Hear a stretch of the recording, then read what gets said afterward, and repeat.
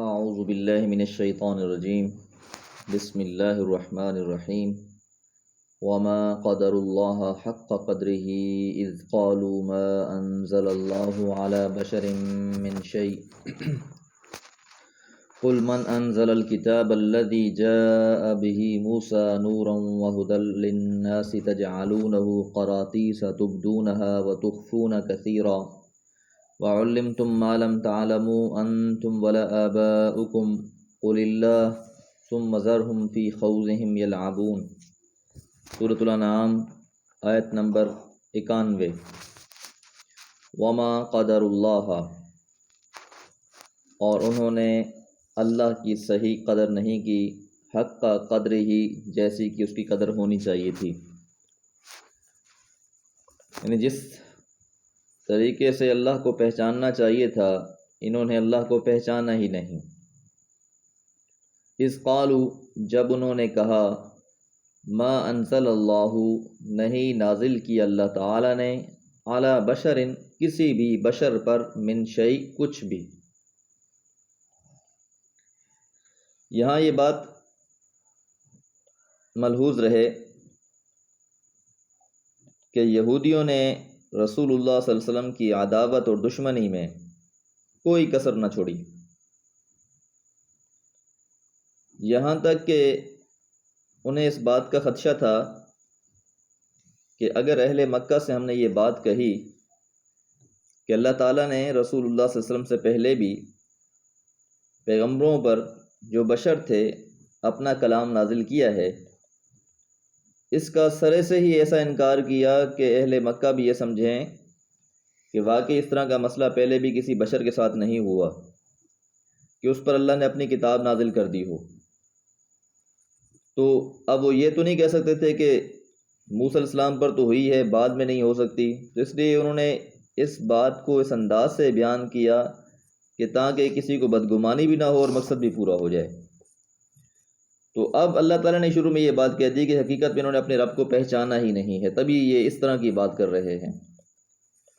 تو اب ان کو یہ جواب دیا جا رہا ہے، قل، اے محمد صلی اللہ علیہ وسلم کہہ دیجئے، من انزل الکتاب، کس نے نازل کی ہے کتاب، الذی جاء بہ، جس کے ساتھ آئے تھے موسیٰ علیہ السلام، کہ موسیٰ علیہ السلام جو کتاب لے کر آئے ہیں وہ کتاب کس نے نازل کی ہے؟ وہ بھی تو اللہ تعالیٰ نے ہی نازل فرمائی ہے۔ انسانوں کو جس بھی چیز کی ضرورت ہے اللہ نے اس کا حل نکالا ہے۔ مثال کے طور پر اگر پیاس ہے تو اس کے لیے پانی بنایا ہے، بھوک ہے تو اس کے لیے کھانا بنایا ہے، سردی ہے تو اس کے لیے اللہ تعالیٰ نے سورج کو بنایا ہے تاکہ وہ متوسط حالات میں رہے۔ تو یہ پھر کیسے ممکن تھا کہ اللہ تعالیٰ انسانوں کی رہنمائی کے لیے اور ہدایت کے لیے جو اصل مقصود ہے انسان کی تخلیق کا، اس کے لیے کچھ بھی نہ کرتے؟ تو ایسی بات نہیں ہے، اللہ تعالیٰ نے پیغمبر بھی بھیجے اور اپنی کتابیں بھی نازل کیں۔ اس لیے یہاں پر یہ جواب دیا جا رہا ہے کہ اے یہودیو، تم تو اہل کتاب ہو، تمہارے پاس تو کتاب موجود ہے، بھلا پھر تم اس طرح کی بات کیسے کر رہے ہو؟ اللہ تعالیٰ نے تو کتاب موسیٰ علیہ السلام پر بھی نازل کی تھی جو باعث ہدایت بھی تھی اور روشنی بھی تھی لوگوں کے لیے، نورم و ہدن، روشنی بھی تھی، وہدن، اور ہدایت کا باعث بھی تھی، للناس، لوگوں کے لیے۔ تجعلونہ، تم نے بنا دیتے ہو اس کو، قراطیس، اوراق میں، ورقوں میں۔ اب جس طرح ہمارے پاس قرآن مجید ہے کہ ایک مکمل صورت میں الحمد سے لے کر ناس تک ایک کتاب کی صورت میں ہمارے پاس موجود ہے، تو یہودیوں کے پاس اپنی کتاب تورات اس طرح نہیں تھی، بلکہ انہوں نے اپنی کتاب کے مختلف حصے مختلف اوراق میں لکھ رکھے تھے۔ اب وہ کیا ہوتا تھا، تبدونہا، تم ظاہر کرتے ہو اس میں سے، وتخفون کثیرا، اور چھپا لیتے ہو بہت سا۔ اب جب اس کو مختلف اوراق میں تھا تو کچھ اوراق جو دکھانے والے ہوتے تھے لوگوں کا وہ آ کر دکھا دیا کرتے تھے، اور جو بھی ایسی باتیں جو ان کی اپنی منفعت کے خلاف ہوتی یا جن میں ایسی باتیں ہوتی جن سے یہ بات ثابت ہوتی تھی کہ واقعی رسول اللہ صلی اللہ علیہ وسلم اللہ کے سچے پیغمبر ہیں، اور بھی بہت سے اس طرح کے معاملات، تو وہ ان کو چھپا لیا کرتے تھے۔ تو اس لیے یہاں دیکھیں، تبدونہا، تم ظاہر کرتے ہو اسے، وتخفون کثیرا، اور بہت سا اس میں سے چھپا کے رکھتے ہو۔ تو یہودیوں کے ہاں ایک بات تو یہ یاد رہے کہ علم ایک خاص طبقے کے پاس تھا، اس طرح نہیں ہے جس طرح ہمارے ہاں الحمدللہ قرآن ہر شخص کے پاس موجود ہے، ہر گھر میں موجود ہے، آپ اس کا ترجمہ پڑھ سکتے ہیں۔ آپ اس کو دیکھ سکتے ہیں، ایسا نہیں تھا، ایک خاص جماعت تھی، انہی کے پاس وہ ہوا کرتا تھا، وہ اس کو پڑھا کرتے تھے، عوام جاتی بھی تھی تو اس میں سے کچھ اور آگ ان کو دکھا دیے اور باقیوں کو پوشیدہ رکھا۔ وَعُلِّمْتُمْ اور سکھایا گیا تمہیں، مَا لَمْ تَعْلَمُوا جو تم نہیں جانتے تھے، انتم نہ تم، ولا آباؤکم اور نہ تمہارے باپ دادا۔ یعنی اس سے پہلے جو وحی کا سلسلہ بشر پر ہوتا رہا، اللہ تعالیٰ پیغمبروں پر وحی نازل فرماتے رہے، اس وحی کے ذریعے ہی سے تو اللہ تعالیٰ نے انسانوں کی رہنمائی کی ہے، اللہ تعالیٰ نے لوگوں کو ہدایت دی ہے۔ بھلا یہ جو تمہارے پاس علم آ گیا ہے یہ کہاں سے آیا ہے؟ یہ بھی تو اللہ تعالیٰ کی نازل کردہ وحی ہی ہے جو موسیٰ علیہ السلام پر نازل ہوئی، اور اس سے پہلے جو پیغمبر تھے ان پر بھی کتابیں نازل کی گئیں، وحی نازل کی گئی۔ لہٰذا اب تمہارا یہ کہنا کہ اللہ تعالیٰ نے کسی بشر پر کوئی کتاب نازل نہیں کی، حقیقت میں تم نے اپنے رب کو پہچانا نہیں ہے۔ قل اللہ، تو کہہ دیجیے اللہ ہی ہے جس نے پہلے بھی کتابیں نازل کی اور محمد الرسول اللہ صلی اللہ علیہ وسلم پر بھی قرآن مجید کو نازل فرمایا ہے۔ ثم پھر ذرہم چھوڑ دیجیے ان کو، فی خوضہم اپنی کج بحثیوں میں، یہ جو فضول بحث کرتے رہتے ہیں آپ ان کو چھوڑ دیں، یلعبون کھیلتے رہیں۔ اگر یہ لوگ اس بات کو ماننے کے لیے تیار نہیں ہیں تو آپ بھی چھوڑ دیں، یہ جو مختلف اس قسم کے ہیلے کرتے ہیں، بہانے بناتے ہیں اور مختلف قسم سے اور مختلف انداز سے لوگوں کو دھوکہ دینے کی کوشش کرتے ہیں، ان کو کر لینے دیں، پھر بالآخر انسان نے اٹھ کر تو اپنے رب کے پاس ہی جانا ہے اور وہاں سب کا سب واضح ہو جائے گا اور سب کچھ سب سامنے آ جائے گا۔ اللہ تعالیٰ سے دعا ہے اللہ تعالیٰ قرآن مجید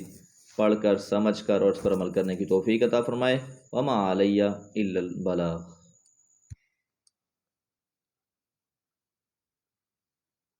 اعوذ باللہ من الشیطان الرجیم، بسم اللہ الرحمن الرحیم۔ وَهَذَا كِتَابٌ أَنزَلْنَاهُ مُبَارَكٌ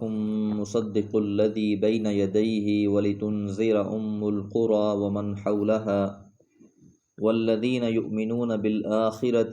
يُؤْمِنُونَ بِهِ وَهُمْ عَلَى صَلَاتِهِمْ يُحَافِظُونَ۔ سورۃ الانعام آیت نمبر 92۔ وَهَذَا اور یہ، کتاب کتاب ہے، انزلناہ ہم نے نازل کیا ہے اسے، مبارکن بابرکت ہے، مصدقن اور تصدیق کرنے والی ہے۔ پچھلی آیات میں بھی یہودیوں کے جو اعتراضات تھے ان کو دور کیا گیا کہ وہ یہ کہتے تھے کہ بھلا کسی بشر پر کتاب کیسے نازل ہو سکتی ہے۔ تو اب یہاں یہ جو ان کے اندر کی بات تھی اس کو بھی واضح کیا جا رہا ہے کہ اس قرآن مجید کا نازل ہونا کوئی ایسی بات نہیں ہے کہ جس کے بارے میں تمہیں کچھ علم نہ ہو، بلکہ یہ تو وہ کتاب ہے کہ جس کے بارے میں حضرت ابراہیم علیہ السلام نے بشارت دی تھی اور جس کی پیشن گوئی موسیٰ علیہ السلام اور عیسیٰ علیہ السلام نے بھی کی۔ تو یہ اسی بشارت ابراہیمی کا ظہور اور ان پیشن گوئیوں کی تصدیق ہے جو پہلے سے موجود ہیں۔ یہاں قرآن کے لیے لفظ مبارک اور مصدق دو الفاظ استعمال ہوئے ہیں۔ تو بابرکت ہے یہ کتاب ہر اس شخص کے لیے جو اس کو پڑھتا ہے، اس میں عمل کرتا ہے، خیر اور برکت کا باعث ہے یہ سارے جہاں کے لیے۔ اس کی خیر کی طرف اشارہ اور بشارت حضرت ابراہیم علیہ السلام نے بھی کیا کہ ان کی کتاب جو یہودیوں کے پاس اب بھی ہے ان میں یہ بات لکھی ہوئی ہے کہ خداوند فرماتا ہے اس لیے کہ تو نے ایسا کام کیا اور اپنا بیٹا، اپنا اکلوتا ہی بیٹا دریغ نہ رکھا، میں نے قسم کھائی کہ میں تجھے برکت پر برکت دوں گا اور تیری نسل سے زمین کی ساری قومیں برکت پائیں گی کیونکہ تو نے میری بات مانی۔ یعنی حضرت ابراہیم علیہ السلام کی اس قربانی کی طرف اشارہ ہے جو اللہ کے لیے سب کچھ قربان کرنے کے لیے تیار تھا، اور سورہ بقرہ میں اس کی تفصیلات گزر چکی ہیں، اور وہاں یہ بات بھی ہم نے پڑھی تھی کہ اللہ تعالیٰ نے حضرت ابراہیم سے وعدہ کیا تھا کہ میں تیری آل میں برکت عطا کروں گا، اور ہم بارہا اس بات کا تذکرہ بھی کر چکے کہ بہت سے پیغمبر اللہ تعالیٰ نے حضرت ابراہیم علیہ السلام کی نسل سے ہی بھیجے۔ تو یہ اسی کا تسلسل حضرت اسماعیل کی نسل میں سے اب محمد الرسول اللہ صلی اللہ علیہ وسلم کو اللہ نے مبعوث فرمایا اور قرآن مجید کو نازل فرمایا، تو یہ کتاب خیر اور برکت کا باعث ہے، مصدق اور تصدیق کرنے والی ہے، مصدق الذی بین یدیہ، جو ان کے پاس ہے، کہ جو ان کی کتابیں تھیں اس میں بھی اس بات کی بشارت موجود تھی کہ محمد صلی اللہ علیہ وسلم پر ایک کتاب نازل ہوگی اور وہ بڑی برکت والی کتاب ہوگی، اور اسی طرح اس کتاب میں بھی یہ تصدیق ہو چکی کہ اس سے پہلے جو کتابیں نازل ہوئی تھیں وہ حضرت موسیٰ علیہ السلام اور حضرت عیسیٰ پر اور صحف ابراہیم پر، کہ جو بھی اس سے پہلے کتابیں نازل ہو چکی ان کی تصدیق کرنے والی بھی ہے۔ اور اس کتاب کا مقصد کیا ہے؟ وَلِتُنذِرَ، تاکہ آپ ڈرائیں ام القریٰ والوں کو۔ کہتے ہیں، ویسے تو لفظ ماں کے لیے استعمال ہوتا ہے لیکن عربی میں یہ وسیع لفظ ہے، اور ام القریٰ سے مراد یہاں پر جو بستیاں ہیں، مختلف بستیاں، ان کا جو مرکز ہے اسے ام القریٰ کہا گیا ہے۔ تو کیونکہ روئے زمین کا ایک خاص مرکز بیت اللہ ہے، جو بھی اہل ایمان ہیں ان کے لیے اسے ام القریٰ کے نام سے تعبیر کیا گیا ہے، کہ آپ ڈرائیں اپنی بستی والوں کو، ام القریٰ والوں کو، مکہ والوں کو، ومن حولہا، اور اس کے ارد گرد جو بھی بسنے والے ہیں، چاہے وہ عرب ہیں چاہے عجم ہیں، ہر کسی کو آپ نے اس قرآن کے ذریعے سے تنذیر کرنی ہے، آپ نے ان کو ڈرانا ہے، انذار کرنا ہے آپ نے۔ اب والذین، اور جو لوگ یؤمنون، ایمان لاتے ہیں، بالآخرتی، آخرت پہ، یؤمنون بھی، وہ ایمان لائیں گے اس کتاب پر بھی، کہ یہودیوں میں سے، نصرانیوں میں سے جن کے دل میں بھی خوف خدا ہے، آخرت کو ماننے والے ہیں، آخرت پر ان کا عقیدہ ہے کہ ہمیں اٹھایا جائے گا اور بالآخر اپنے رب کے سامنے پیش کیا جائے گا، ایسے تمام کے تمام لوگ اللہ پر ایمان لانے والے، آخرت پر ایمان لانے والے یقیناً اس کتاب پر بھی ایمان لے آئیں گے، کیونکہ اس کتاب کے بارے میں بہت سی تفاصیل ان کی کتابوں میں موجود تھی۔ ہاں، جس میں فکر آخرت ہی نہیں ہے، جو آخرت پر ایمان ہی نہیں رکھتا، تو ایسے شخص نے پھر ایمان کیا لانا اس کتاب پر؟ تو جو پچھلی کتابوں پر بھی عمل نہیں کر رہا، اس کے دل میں خوف خدا ہے ہی نہیں، تو بھلا اس نے اب اس پہ عمل کیسے کرنا ہے؟ اور پھر وہم، اور وہ، علی صلاتہم، اپنی نمازوں پر، یحافظون، محافظ ہیں، حفاظت کرنے والے ہیں۔ تو یہ اہل ایمان کی علامت ہے کہ جو کتاب پر ایمان لانے والے ہوں گے وہ وہی ہوں گے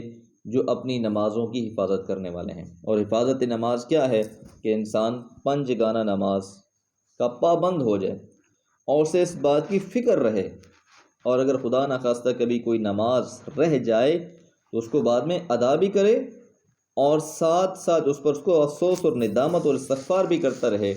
کہ مجھ سے یہ نماز کیوں چھوٹی۔ تو اس لیے نماز کی جو محافظت ہے، جو حفاظت ہے، یہ بہت ضروری امر ہے،